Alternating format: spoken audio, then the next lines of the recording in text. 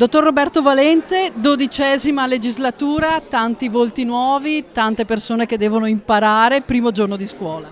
Eh sì, è un primo giorno di scuola, anche per me che ormai è alla mia 8ª legislatura, devo dire che provo una certa emozione, come fosse la prima, perché è chiaro, vedi volti nuovi, vedi l'emozione soprattutto delle persone anche diciamo nuove si trasmette anche a me in questo momento. Dottor Valente, la precedente legislatura è stata molto semplice, diciamo così, nonostante alcune problematiche legate al Covid, ma che non vogliamo ricordare. Qui invece c'è una maggioranza diversa, forse un po' più risicata, ci sarà tanto da trattare.